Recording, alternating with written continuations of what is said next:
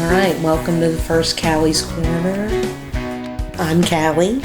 I don't really know what tone I should take. I don't know if I should go big. Welcome to Callie's Corner! Oh, hello there. Welcome to Callie's Corner.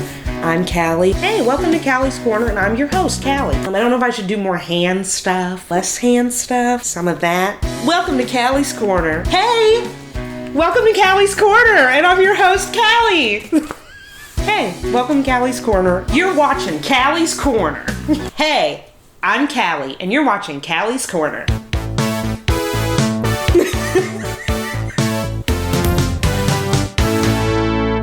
On our first episode of Callie's Corner, it's February, so we want to go ahead and do our first episode about Black History Month related content. We're going to be diving into some classic 90s and 00s related Black History Month shows and movies. My criteria for this list is just, what do I like? What do I fondly remember from that time that I want you to check out? What I need you to do is comment below on your top 5 Black History Month selections or anything you think I left off the list. Ow. Okay, first up on my list is number 5, The Color of Friendship, which came out in the year 2000. It's a classic DCOM. You guys already know DCOMs. That's a Disney Channel original movie. I feel like it's a low-hanging fruit of a Black History Month movie. I think people have probably watched it at school. They've seen the reruns on Disney Channel. If you haven't seen it, which if you're watching this channel, I feel like you have seen it. It's about these two girls. One is from South Africa and one is from Washington, D.C. The South African girl is white. No way. So, Disney's playing with your expectations. They're subverting your expectations because she's a white girl from South Africa. And there's a black girl from Washington, D.C. They do an exchange program and, shenanigans happen. There's a lot of racial misunderstandings. There's a lot of coming to racial understandings. So I think it's a really good pick for this month. There's a classic scene where they are at the mall and they're changing clothes. That's probably my favorite scene of the movie, even though it's lighthearted. It's got some drama in there. They've got a scene with a milkshake. There's not really any big Disney stars in there that you would know from a bunch of other Disney Channel productions, but I think that's one of the few DCOMs that had a pretty big impact off of Disney Channel as well. I think they won some awards. That's a good place to start on your Black History Month watch list. Number 5, Color of Friendship. Remember Kids WB? I forgot it existed. Remember the WB? There's WB and what was that other one? UPN. WB and UPN. UPN's very black. It's okay if you don't know UPN. But basically, UPN had all the black shows on it. And WB had some black shows on it. And then they had a merger where UPN and WB became the same channel. And do you know what channel they became? CW. So people don't know that, but that's what happened to a lot of those black shows from the 2000s and 90s. When that merger happened, the CW cut most of those shows. Back before the CW destroyed the WB, therefore destroying WB Kids, there was a show called Static Shock. I don't feel like this is as well remembered as other superhero shows from the same time or other superheroes in general. So basically it was about this kid named Virgil who got electric powers, and it's the typical superhero thing where you're hiding it from your mom and your dad, even though he just had a dad. He had a dad and a sister, and he had a white best friend named Richie. Richie was holding it down. Now, there was an episode where Richie had a racist dad, so I feel like that was very heavy for a children's show. I think Richie had a superhero costume too. I don't know why he didn't have powers. He just had to be saved by Virgil all the time. I think at one point the theme song was recorded by Lil Romeo, if y'all remember him. It was a pretty solid selection. Probably a good little chunk of Kids WB's budget went to Static Shock. I think you should check it out because there's not enough black superheroes, and no one was especially doing that back in the early 2000s, so it's got some great original music. Very urban 2000s, and that was a very hot music genre back then, so I think you should check out Static Shock for that cool black superhero that corny white friend, that awesome soundtrack. I think you should give it a watch. Up, Up, and Away is a 2000. Disney Channel was coming in real hot with the black content in the early 2000s.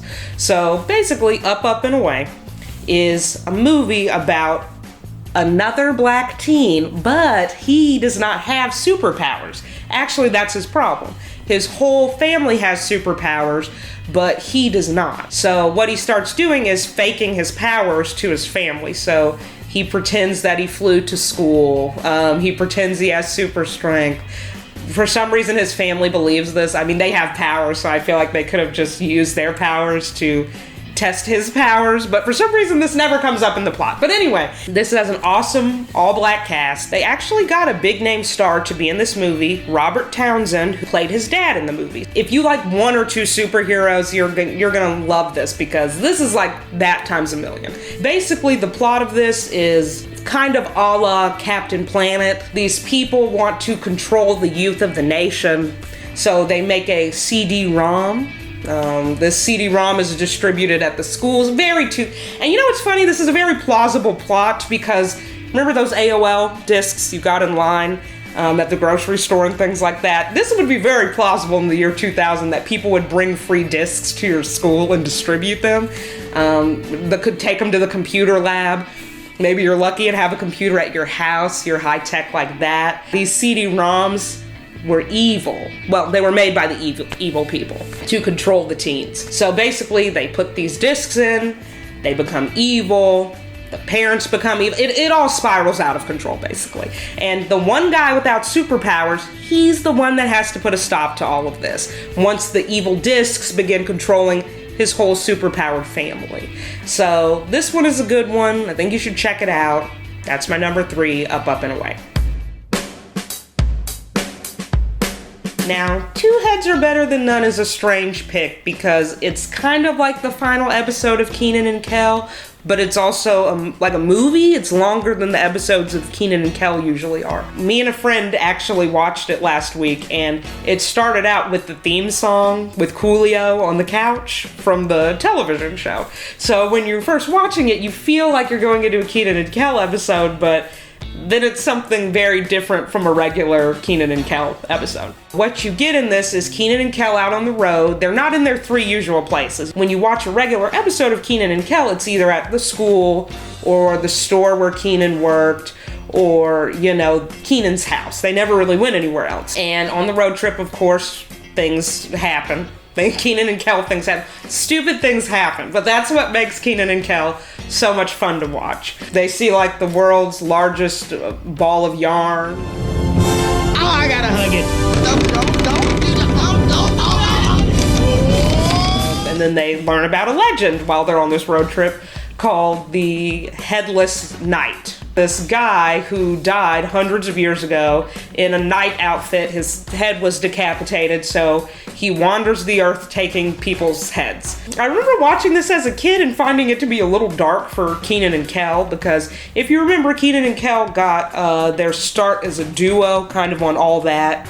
Then they got Kenan and Kel, you know, Good Burger, all that type of stuff. So they had collaborated a lot by this point in the 2000s, and this was kind of right before the time where they broke up. So I think this is kind of like a sweet spot movie to check out if you were really into that 90s, 2000s Kenan and Kel comedy, because this nails every comedy trope on the head. Like, everything in it is overplayed, and you've seen it before, but for some reason it's very funny. We found ourselves laughing out loud at, granted we were drinking alcohol, but from what we observed, it was still really funny. It is a Nickelodeon original movie. DComs, they for some reason had more funding, more money, so we could kind of tell about the budgetary differences. The graphics weren't great, but I mean, overall the comedy mostly held up.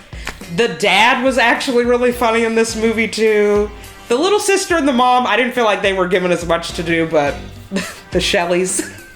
I'm Sheldon Wilson. That is the performance you need to look out for. These people, I don't know what happened to them after this. I might need to do another video just on Two Heads is Better Than None. If you guys want to see that, please comment below if you want to see a video of just Two Heads is Better Than None. But they've really got some wacky supporting characters in there and some classic Kenan and Kel jokes, so you should check it out. Fanny packs. We love it. We love it. My number one Black History Month selection is Smart Guy. Smart Guy ran from 1997 to 1999. It had 3 seasons.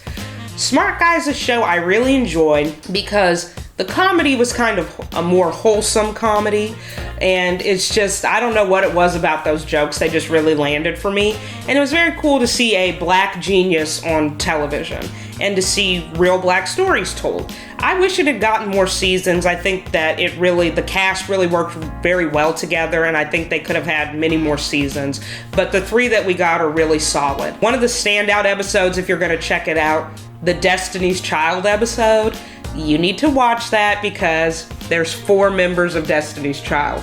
Now, if you don't know about the turbulent, rocky history of Destiny's Child, then you definitely need to check out that episode because you're gonna be like, okay, I know Kelly and I know Beyonce, but who are these other 2 ladies?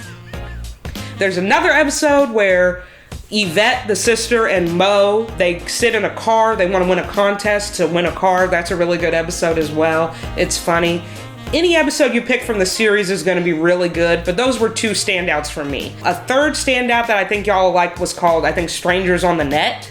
And it was about Smart Guy and his friend being like almost molested, not quite molested.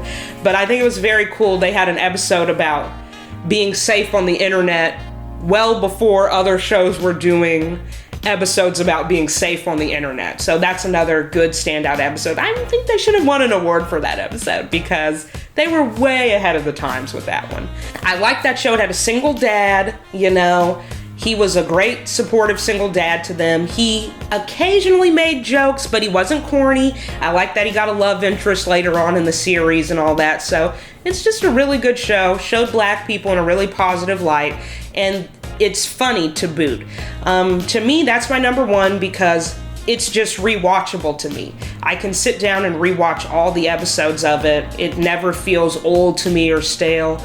Another show for me like that's not a Black History Month show is like Boy Meets World. There's just certain shows I feel like you can sit down. For some people, that's Friends. For some people, you know, that's like Big Bang Theory. No matter what episode you pick up at, it's really good. You laugh and you enjoy it. For me, that's Smart Guy. So that's my number one pick, and I think you should check it out. Since I know you really enjoyed this episode of Callie's Corner because you're still sitting here watching, I need one thing from you. Maybe 2, maybe even 3.